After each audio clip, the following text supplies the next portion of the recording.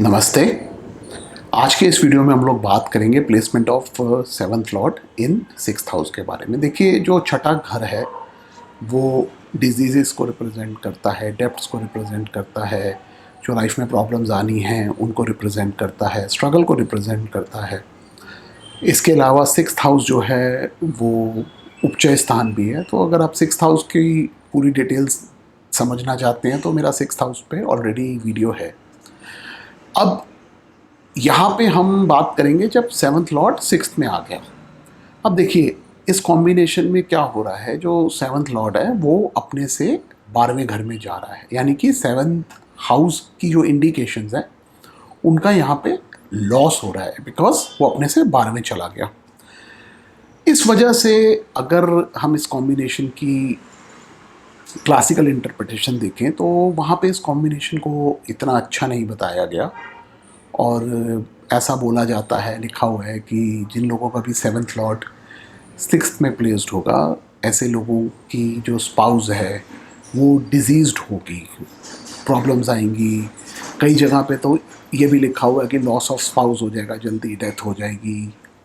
ऐसी ऐसी बातें इस कॉम्बिनेशन के बारे में दी गई हैं, और ये भी बोला गया है कि ये कॉम्बिनेशन जो है ये नेटिव की अपनी जो हेल्थ है उसके लिए भी अच्छा नहीं होता है, क्योंकि यहाँ पे सेवन्थ लॉर्ड अपने से ट्वेल्थ चला गया। अगर हम सेवन्थ हाउस की इंडिकेशंस देखें, जैसे मैंने पहले भी आप लोगों को बताया, वो स्पाउस को रिप्रेजेंट करता है, हमारे पार्टनर्स को रिप्रेजेंट करता है, फॉरेन सेटलमेंट भी हम सेवन्थ हाउस से देखते हैं, और पद प्राप्ति, बिकॉज वो 10th से 10th है तो वो भी हम सेवन्थ हाउस से देखते हैं, और यही सेम इंडिकेशन सेवन्थ लॉर्ड के पास भी हैं। अब अगर हम इस कॉम्बिनेशन को देखेंगे तो यहाँ पे ये हो रहा है कि सेवन्थ लॉर्ड अपने से ट्वेल्थ में चला गया। तो देखिए, यहाँ पे हमें एक देखना पड़ेगा, यहाँ पे इस चीज़ को समझते हैं थोड़ा सा डिटेल में। वो ये कि जब सेवन्थ लॉर्ड अपने से ट्वेल्थ में चला गया तो एक तरह से ये भी इंडिकेट कर रहा है कि ऐसे लोगों की जो शादी है, जो इनकी स्पाउस होगी, वो किसी दूर जगह से हो सकती है, यानी जो इनकी प्लेस ऑफ बर्थ है उससे दूर हो सकती है, और जहाँ पे इनकी शादी होगी तो इनका ससुराल जो है वो डिफरेंट सिटी में हो सकता है या डिफरेंट कंट्री में भी हो सकता है। तो इस कॉम्बिनेशन में इस तरह के रिजल्ट्स भी मैंने देखे हैं। बाकी जो डिजीज़ की बात की गई है कि डिजीज्ड होते हैं स्पाउस, तो देखिए, कोई भी प्लैनेट या किसी भी प्लैनेट का किसी भी हाउस का लॉर्ड अगर अपने से ट्वेल्थ में चला जाएगा तो उस हाउस का लॉस तो डेफिनेटली, देखिए, उसको हम देखते हैं। तो यहाँ पे ये तो एक इंडिकेशन क्लियर है कि सेवन्थ हाउस जो है वो वीक पड़ रहा है, बिकॉज उसका लॉर्ड अपने से ट्वेल्थ में चला गया है।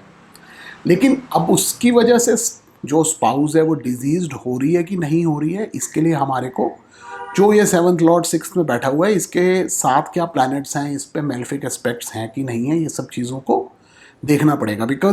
अगर वो वहाँ पे जाके एफ्लिक्ट हो रहा है तो ये कॉम्बिनेशन जो है ये डिजीजेस दे सकता है स्पाउस को। बड़ा क्लियर है ये चीज़, यहाँ पे हमारे को ये चीज़ देखनी है।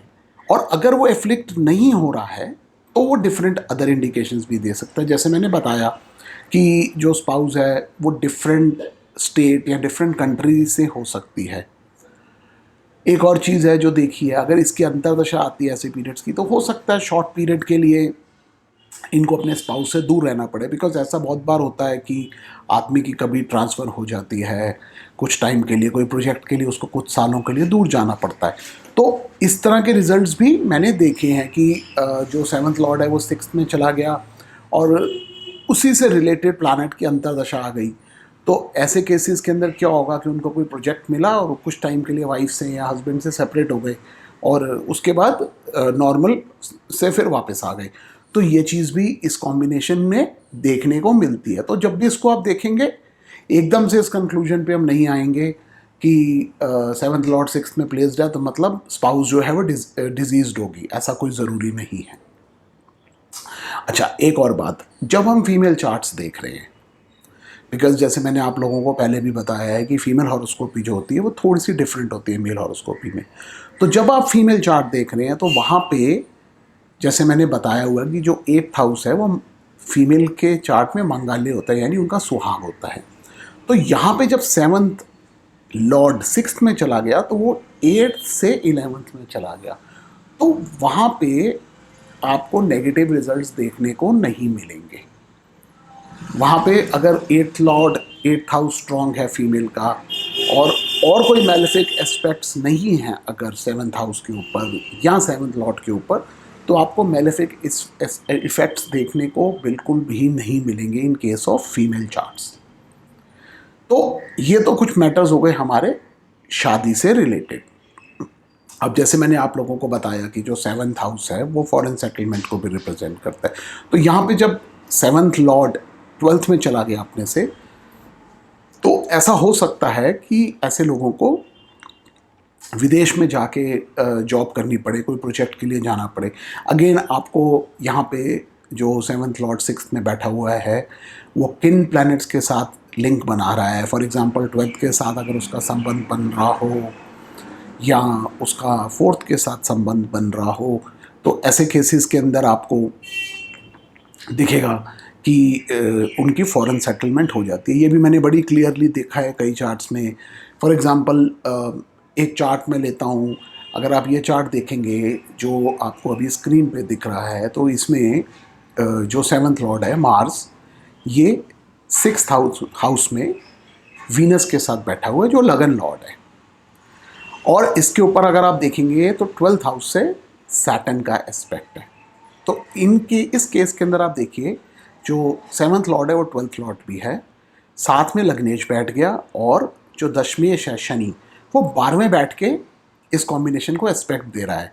अब देखिए एक तरह से तो आप ये कहेंगे यहाँ पे कि ये जो मंगल है इसको शनि ने एफ्लिक्ट कर दिया, डेफिनेटली तो एफ्लिक्शन तो है मैरिज के लिए, बिकॉज वैसे भी ये मेल चार्ट है, तो थोड़ी सी फीमेल जो इनकी स्पाउस है उस पर थोड़ी सी एफ्लिक्शन आ जाती है यहाँ पे, तो मतलब थोड़ी सी हेल्थ इश्यूज या थोड़ी बहुत रिलेशनशिप प्रॉब्लम्स इनकी लाइफ में हैं। बट यहाँ पे इस कॉम्बिनेशन से हमें दो चीज़ें देखने को मिली। एक तो जो इनकी स्पाउस है वो डिफरेंट सिटी से है, मतलब इनकी शादी जो हुई वो डिफरेंट सिटी की लड़की से हुई है, और शादी के कुछ साल बाद, 2 या 3 साल बाद, मुझे एग्जैक्ट डेट याद नहीं है, ये अपनी कंट्री छोड़ के बाहर जाके सेटल हो गए।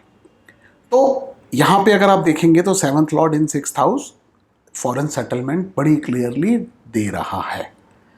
तो इसलिए इस कॉम्बिनेशन को आप जब भी देखेंगे बहुत ध्यान से देखिए, क्योंकि ये पॉजिटिव रिजल्ट्स भी देता है, हमेशा नेगेटिव रिजल्ट्स नहीं देता, जैसे बहुत सारे क्लासिक्स बोलते हैं, या मैंने कई वीडियोस देखे हैं वहाँ पे भी लोग इस बारे में बात करते हैं कि 7th लॉर्ड 6th में है तो ये तो दोष हो गया।